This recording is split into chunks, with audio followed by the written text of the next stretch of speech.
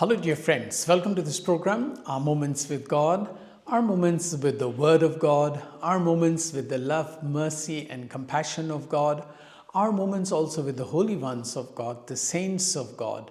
And as I have mentioned earlier, the church celebrates every day one or the other saint. Some, of course, are very popular and famous. Some others are not so popular and famous. That's why we mention some saints on some days, and on some days I don't mention any saint at all. But every day there are saints' names days, and we think of them. And my dear friends, it is always possible that you too can aspire to be a saint if you get into touch with your inner self and see what is happening there and how you can make efforts to come closer to God.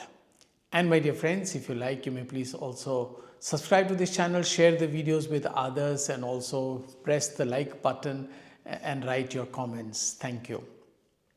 Today, as I was saying, the church celebrates also the names of two holy ones who are both martyrs. One is Saint Fabian, and he was a pope and became a martyr. And the other one is Saint Sebastian. Saint Fabian died in 250, yes, 250, that's almost 1900 years ago in Rome. Saint Fabian actually was Pope, and he had divided Rome into 7 diaconates, mainly to reach out to the poor. So at that time, poverty was all around, and Rome also suffered from a lot of poverty and poor people. So he divided the Rome in zones so that there could be an easier reach by the church to the poor. And actually that offended the emperor Decius, because the emperors were always interested in their own well-being, in their having the best time, like our present day politicians. They only during the time of elections, they go to door and beg people to vote for them, or make fantastic speeches that we will do this, we will do that. But afterwards, they are either only thinking of themselves or their near and dear ones. I don't want to mention the name, but it is all over the world the same. But whether it is in India or with Trump in America or with Putin, it is the same. So the Emperor Decius at that time finally martyred Pope Fabian, even though he was a pope. Similar story is also of Saint Sebastian, who came from Milan, also in Italy. And he was actually a soldier in the Diocletian imperial palace.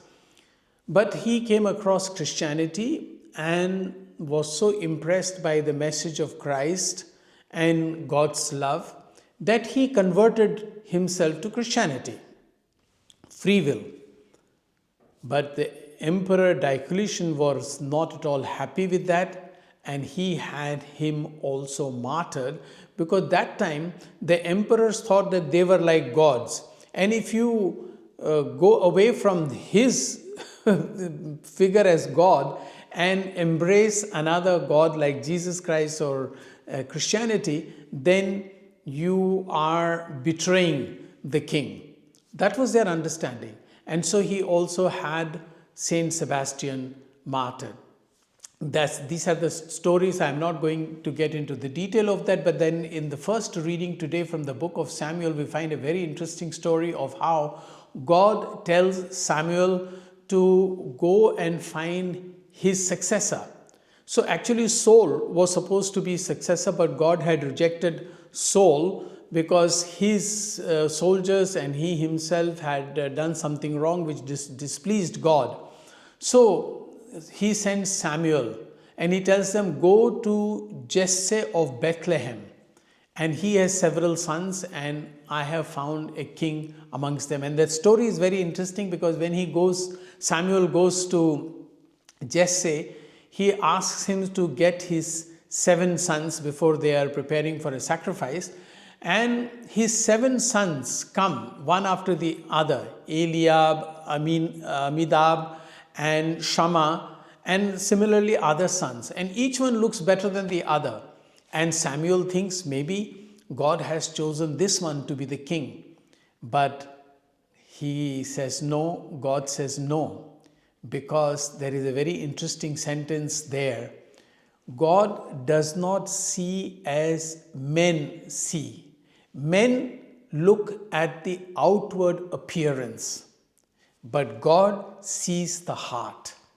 This is the crux not only of today's first reading, but the crux of our being in human condition. We as human beings always look for, oh, he's handsome, oh, she's rich, or oh, she comes from a wonderful family, or she's educated, or he is so and so. We all look for externals. But God, as the reading says, looks at the heart. And let us now turn our attention to the heart of people rather than their external appearance, and also see how our own heart is doing in God's presence. And my dear friends, if you like, you may please subscribe to this channel. Thank you.